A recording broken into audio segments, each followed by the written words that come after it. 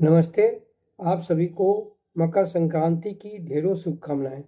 सनातन हिंदू धर्म और भारतीय संस्कृति में मकर संक्रांति का विशेष महत्व है। मान्यता है कि इसी दिन से वर्ष का प्रारंभ होता है और सूर्य उत्तर दिशा की ओर अग्रसर होता है तथा अच्छे दिनों की शुरुआत होती है।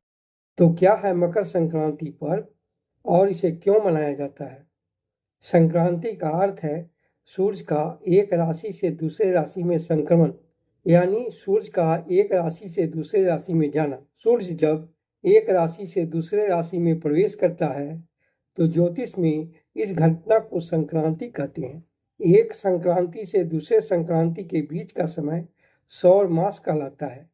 इस तरह एक वर्ष में यानी 12 माह में 12 संक्रांतियां होती हैं, जिनमें मकर संक्रांति महत्वपूर्ण है। यह घटना प्रत्येक वर्ष हिंदी पंचांग के अनुसार पौष माह के शुक्ल पक्ष में 14 जनवरी अथवा 15 जनवरी को होता है। अतः प्रत्येक वर्ष 14 जनवरी या 15 जनवरी को पौष माह में जिस दिन सूर्य धनु राशि को छोड़कर मकर राशि में प्रवेश करता है, उस दिन मकर संक्रांति का पर्व पूरे भारतवर्ष में धूमधाम से मनाया जाता है। सामान्यतः पंचांग पद्धति में समस्त तिथियां, समस्त त्योहार चंद्रमा की गति, चंद्र गति के आधार मानकर निर्धारित की जाती है, किंतु मकर संक्रांति को सूर्य की गति सौर चक्र से निर्धारित किया जाता है। इसीलिए यह लगभग हर साल एक ही ग्रेगोरियन डेट 14 जनवरी को पड़ता है। लीप वर्ष में मकर संक्रांति 15 जनवरी को पड़ता है। यह संपूर्ण भारत, नेपाल सहित पूरे विश्व में अलग अलग नामों से मनाया जाता है। उत्तर भारत में इस पर्व को मकर संक्रांति, खिचड़ी, तिला संक्रांत, पंजाब में लोहड़ी, असम में बिहू, गढ़वाल में खिचड़ी संक्रांति, गुजरात में उत्तरायण, तमिलनाडु में पोंगल, जबकि कर्नाटक, केरल तथा आंध्र प्रदेश में इसे केवल संक्रांति कहते हैं। भारतीय संस्कृति में मकर संक्रांति का विशेष महत्व है। मकर संक्रांति का ज्योतिषीय महत्व। ज्योतिष विज्ञान के अनुसार सूर्य की दो स्थितियां होती हैं, उत्तरायण और दक्षिणायन। दोनों की अवधि 6 माह की होती है। जब सूर्य उत्तर दिशा की ओर मकर राशि से मिथुन राशि तक भ्रमण करता है तो इसे उत्तरायण, और जब सूर्य दक्षिण दिशा की ओर कर्क राशि से धनु राशि तक भ्रमण करता है तो इसे दक्षिणायन कहा जाता है। मकर संक्रांति से सूर्य उत्तर दिशा की ओर गमन करने लगता है, अर्थात सूर्य उत्तरी गोलार्ध की ओर आना शुरू हो जाता है। इस कारण उत्तरी गोलार्ध में स्थित देश भारत, नेपाल, बांग्लादेश आदि में मकर संक्रांति के दिन यानी 14-15 जनवरी से उत्तरायण शुरू हो जाता है। मकर संक्रांति का वैज्ञानिक महत्व। इस दिन से सूर्य के उत्तरायण हो जाने से प्रकृति में बदलाव शुरू हो जाता है। ठंड का प्रभाव कम होने लगता है और लोगों को शीत ऋतु से राहत मिलना आरंभ हो जाता है। मकर संक्रांति से दिन बड़े होने से प्रकाश की गर्मी में वृद्धि होती है, जिससे प्रचुर मात्रा में फसल उत्पादन शुरू हो जाता है। प्रकाश अधिक होने से प्राणियों के चेतना और कार्य शक्ति में वृद्धि होती है। मकर संक्रांति का धार्मिक महत्व। हिंदू धर्म में मकर संक्रांति को बड़ा त्योहार माना गया है। मकर संक्रांति के पर्व को उत्तरायण का पर्व के नाम से भी जाना जाता है, क्योंकि इस दिन से सूर्य उत्तर दिशा की ओर गमन करने लगता है। मकर संक्रांति यानी उत्तरायण को शास्त्रों में बेहद शुभ माना जाता है। मकर संक्रांति यानी 14 जनवरी से दान, यज्ञ, शादी, विवाह आदि सारे मांगलिक कार्य शुरू हो जाते हैं। उत्तरायण को प्रकाश का समय कहा गया है। इसे देवताओं का समय और पुण्य काल भी कहा जाता है। धार्मिक मान्यता है कि मकर संक्रांति के दिन स्वर्ग के दरवाजे खुल जाते हैं और इसे देव पर्व भी कहा जाता है। यह पर्व सूर्य देव को समर्पित है। इस दिन सूर्य की पूजा करने से जीवन में सुख, समृद्धि और खुशियां आती है। मकर संक्रांति का पौराणिक महत्व। देवी पुराण के अनुसार मकर संक्रांति के दिन ही सूर्यदेव अपने पुत्र शनि से मिलने उनके घर जाते हैं। यह पर्व पिता पुत्र के बीच के प्रेम का प्रतीक है। भागवत पुराण के अनुसार इस दिन प्राण त्याग करने वाले को मोक्ष की प्राप्ति होती है। यही कारण है कि भीष्म पितामह 58 दिनों तक बाणों की शैया पर रहने के बाद मकर संक्रांति के दिन यानी उत्तरायण में देह त्याग कर मोक्ष की प्राप्ति की थी। कहा जाता है कि मकर संक्रांति के दिन ही गंगा जी भागीरथी के पीछे पीछे चलकर कपिल मुनि के आश्रम से होकर सागर में जा मिली थी। इसलिए प्रत्येक वर्ष मकर संक्रांति के दिन बंगाल के गंगा सागर में कपिल मुनि के आश्रम पर एक विशाल मेला लगता है। मकर संक्रांति का सामाजिक महत्व। सामाजिक रूप से मकर संक्रांति पर एक फसल उत्सव के रूप में मनाया जाता है। मकर संक्रांति ऐसे समय आता है जब किसान खरीफ की फसल धान, मक्का, मूंग, अरहर, उड़द, तिल, कपास, गन्ना आदि घर ले जाते हैं। किसानों का घर अन्न से भर जाता है। इसलिए मकर संक्रांति पर लोग खरीफ के फसलों से पर्व का आनंद मनाते हैं।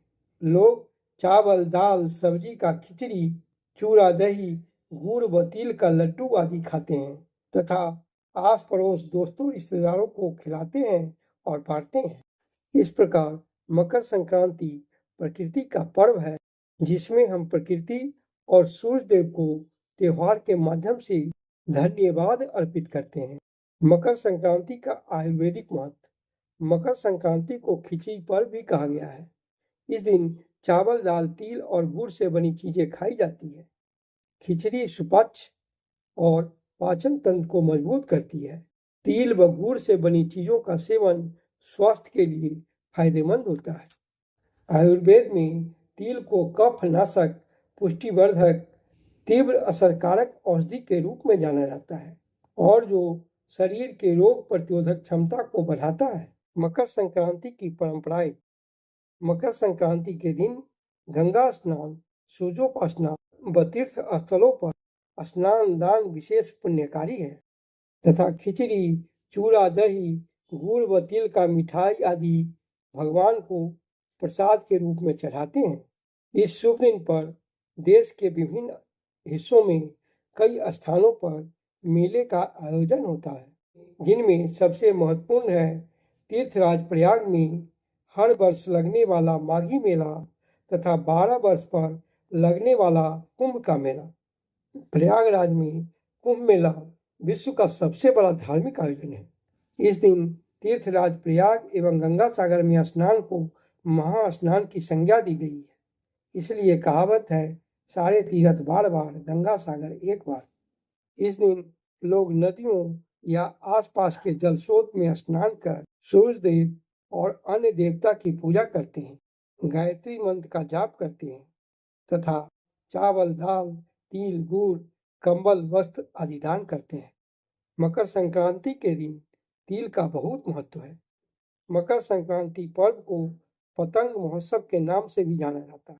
रामचरितमानस के बाल कांड में श्री राम के पतंग उड़ाने का वर्णन है। इस दिन हनुमान जी बाल रूप में पंपापुर आए थे। संभवतः इसीलिए भारत के अनेक नगरों में मकर संक्रांति पर पतंग उड़ाने की परंपरा है। इस दिन सर्दी के मौसम में पतंग उड़ाने का एक उद्देश्य कुछ घंटे सूर्य के प्रकाश में बिताना भी है।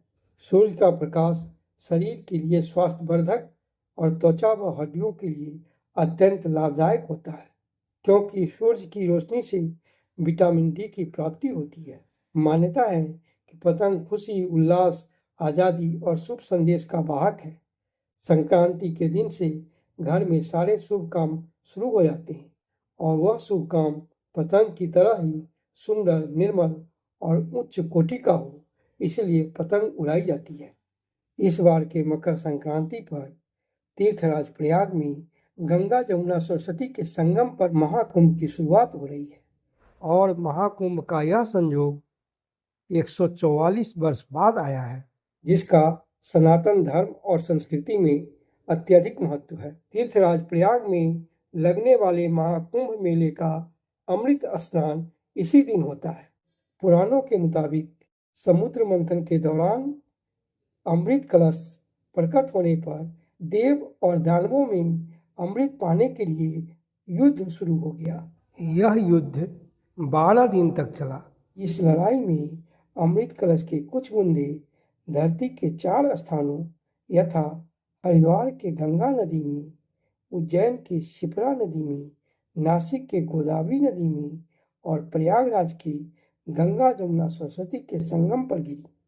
इसके बाद से हर 12 साल में इन जगहों पर कुंभ होता है, क्योंकि देवताओं का एक दिन एक वर्ष के बराबर माना जाता है। इसीलिए कुंभ मेला हर 3 साल में देश के 4 स्थानों हरिद्वार, उज्जैन, नासिक और प्रयागराज में बारी बारी से आयोजित किया जाता है।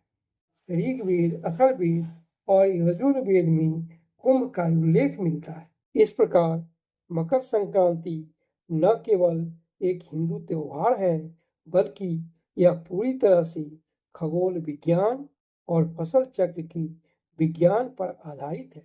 तमसो मां ज्योतिर्गमय का उद्घोष करने वाली भारतीय संस्कृति में मकर संक्रांति का पर्व प्रकाश और ज्ञान की वृद्धि की शुरुआत का प्रतीक है, जो लोगों के जीवन में नई ऊर्जा का संचार करता है तथा उन्हें उत्साह के साथ आगे बढ़ने का संदेश देता है। मकर संक्रांति पर्व अलग अलग नामों से लेकिन समान अनुष्ठानों और उद्देश्यों के साथ पूरे देश में मनाई जाती है, जो हमारी सांस्कृतिक रूप से समृद्ध सभ्यता की विविधता के बीच एकता का प्रतीक है। इसलिए हमें हमारी सांस्कृतिक विरासत और परंपरा को बचाए रखने हेतु इस पर्व को पूरे उत्साह एवं हर्षोल्लास के साथ मनाना चाहिए तथा अपने धर्म एवं समाज की उन्नति के लिए स्वयं को समर्पित करना चाहिए। धन्यवाद।